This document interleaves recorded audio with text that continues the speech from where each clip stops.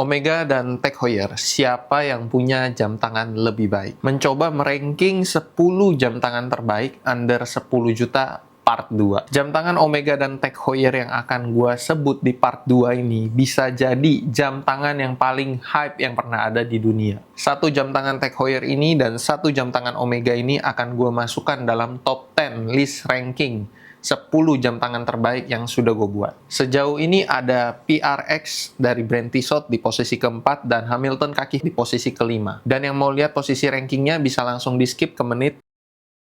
Buat yang belum nonton part 1, di sini gue akan jelasin lagi disclaimer-nya. Yang pertama, ini bersifat subjektif. Dan yang kedua, gue bukan yang paling ahli di dunia jam tangan. Masih ada yang lebih ahli pastinya, dan gue tetap belajar terus. Yang ketiga, kalau kalian punya list jam tangan yang lebih baik, kalian bisa langsung komen di bawah. Sekarang, satu jam tangan dari brand Tag Heuer under 10 juta yang gue ambil adalah model Tag Heuer 3000. Gue merem soal movement-nya, soal konfigurasinya, complication-nya, gue merem. Tapi kalau kalian lihat dari segi desainnya di price point tersebut, jam tangan ini tuh futuristik banget. Kenapa gue bilang desainnya futuristik? Tag Heuer 3000, kalian bisa cek sendiri, itu lahir di tahun berapa, tapi sudah memakai desain yang ada pada tahun terbaru saat ini. Kalian bisa cek kemiripan desain Tag Heuer 3000 sama Tag Heuer yang baru keluar aja atau baru rilis. Coba kalian pikir, desainer Tag Heuer pada zaman itu, dia bisa bikin desain yang long lasting sampai saat ini desainnya masih dipakai. Menurut kalian itu sebrilian apa desainer Tag Heuer itu? Dan kalau gue tunjukin Tag Heuer 3000 seperti ini modelnya, kalian pasti langsung mikir, ini jam bukan dari tahun lama, lebih desainnya ke tahun baru. Tapi sebenarnya ini jam lahir pada tahun yang sudah lama. Kalian bisa cek sendiri tahunnya. Desain Tag Heuer 3000 ini menurut gua sangat menarik karena kalau kalian tahu di bezelnya itu ada kayak titik-titik markernya itu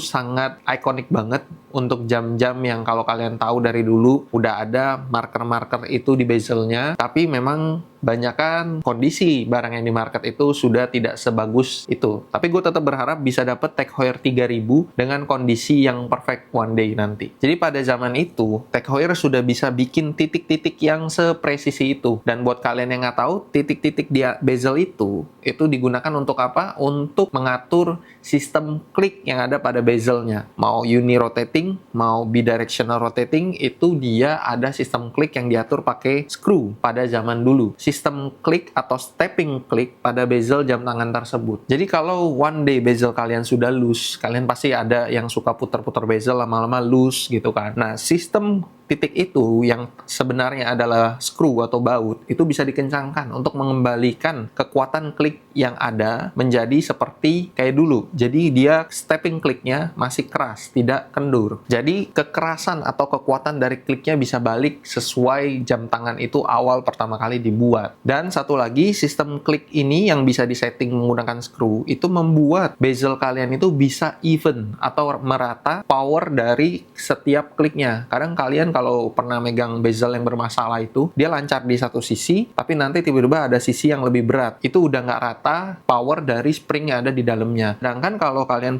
pakai sistem screw ini, kalian bisa dikencangkan lagi, dikendurkan lagi, sesuai yang kalian mau, sampai setiap kalian putar bezelnya itu menjadi rata powernya. Jadi nggak ada yang berat sebelah, nggak ada yang ringan sebelah. Dan yang kedua, jam tangan dari brand Omega. Pasti kalian udah bertanya-tanya, Omega apa yang under 10 juta? Omega yang dimaksud adalah Omega X Watch. Tapi tenang dulu, gue akan masukkan juga brand Omega asli di part-part selanjutnya yang akan masuk dalam top 10 list jam tangan terbaik under 10 juta. Kalian pasti bertanya-tanya kan tadi, kenapa Omega Swatch? Ini gue tarik mundur pada saat Omega Swatch pertama kali keluar. Pertanyaan gue, jam tangan mana yang bisa menghebohkan satu dunia, membuat seluruh antrian Swatch yang ada di semua cabangnya di dunia itu sampai mengular, sampai bikin chaos. Dan kalau kalian tahu, itu antriannya dulu bukan ribuan, bisa puluhan ribu orang yang ngantri untuk Omega Swatch ini. Dan gue yakin dari kalian pasti pernah mau coba mengantri untuk dapat harga retail Omega Swatch tersebut. Dan saking terlalu susahnya didapatkan, itu pasti dari kalian juga ada yang berpikir bahwa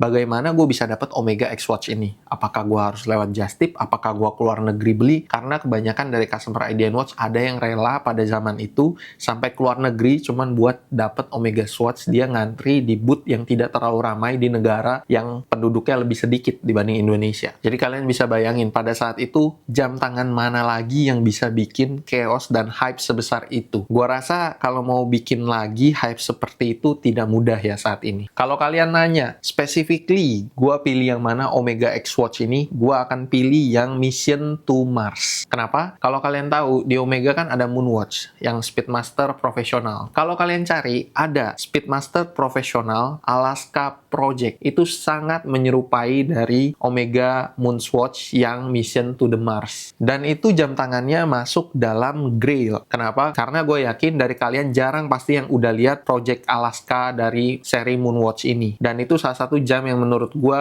salah satu wishlist gue juga one day. Dan kalau kalian mau tahu, di community itu bahkan ada yang bilang Mission to Mars ini tuh kayak ini mah Alaska Project wannabe gitu. Dan buat kalian yang belum pernah pakai Omega X Watch ini, pasti kalian bilang, ah itu kan plastik, ngapain pakai plastik? Udah ada Rolex, udah ada brand lain, udah ada Omega aslinya. Tapi fun fact-nya itu banyak orang yang bahkan punya Rolex, punya Moonwatch aslinya, dia pakai Swatch itu lebih nyaman. Kenapa? Satu, lebih ringan. Dan kalian kalau udah pakai Moonwatch ini, Omega X Watch ini, kalian akan merasa seperti tidak pakai jam karena terlalu ringan. Nah, faktor ringan ini yang membuat kalian berasa tidak pakai jam itu akan membuat kalian tambah nyaman seperti tidak pakai jam, dan makin hari kalian akan maunya pakai jam Omega X Watch itu. Karena berasanya kalian seperti tidak pakai jam. Tapi catatannya sekali lagi, Velcro strap dari Omega X Watch itu lumayan sakit ketika dipakai buat pergelangan tertentu. Jadi banyak dari owner Omega X Watch ini atau Moonwatch ini, dia mengganti strapnya ke rubber aftermarket yang laknya itu nempel. Kalau kalian tahu tuh yang tidak kelihatan gap antara strap dan kepala jamnya. Kenapa? Karena yang pertama menambah estetika, yang kedua lebih nyaman daripada strap Velcro-nya. Kenapa gue bisa ngomong seperti ini? Karena gue udah coba sendiri strap Velcro yang bawaan dari Swatch sama strap silikon yang ada di aftermarket, dan tetap lebih nyaman yang strap silikon aftermarket. Pasti dari kalian ada yang bertanya, kenapa strapnya dibuat seperti itu? Kenapa tidak rubber saja? Jadi Velcro strap bawaan Omega Moonwatch ini itu meniru dari Omega Moonwatch asli yang pernah ke bulan. Kalau kalian lihat, para astronot yang pakai Speedmaster profesional atau Moonwatch itu, dia pakai strap Velcro untuk ke bulan. Dan kalau kalian beli Moonwatch edisi yang satu ke belakang dari yang sekarang, yaitu Moonwatch dengan kaliber 1861, itu kalian masih mendapatkan Velcro yang dipakai pada saat ke bulan. Tapi tetap pasti ada gap cost production di sana, jadi Velcro yang ada pada Omega X Watch atau Moonwatch ini jadinya kurang nyaman. Sekarang gua akan taruh jam tangan Moonwatch dan Tag Heuer 3000 ini di top 10 list ranking jam tangan gua. Yang pertama, Omega X Watch. Walaupun gua tahu hype-nya besar, dan sekali lagi sorry buat penggemar Omega X Watch, gua akan taruh posisi jam tangan Omega X Watch di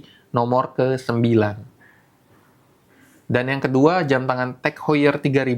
Gue harus say sorry dulu buat penggemar Tissot PRX, karena Tissot PRX dari posisi nomor 4 harus gue geser ke posisi nomor 6, karena Tag Heuer 3000 akan masuk ke posisi nomor 4. Just in case aja kalau kalian lupa, list ini tuh belum final. Jadi jam tangan selanjutnya yang akan dibahas bisa saja menggeser posisi-posisi jam tangan yang ada saat ini. Jadi posisinya bisa aja naik, bisa aja turun. Jadi urutan posisinya untuk saat ini ada di nomor 4 Tag Heuer 3000, di nomor 5 Hamilton Kaki Military Watch, di nomor 6 ada Tissot PRX, dan di nomor 9 ada Omega X Watch. Bocoran aja, untuk next video gue akan ambil 1 jam dari brand Vario dan 1 jam dari brand Citizen. Jadi buat kalian penggemar jam tangan Vario dan Citizen, bisa langsung tunggu part selanjutnya. Oke, sekian, sampai bertemu di part selanjutnya.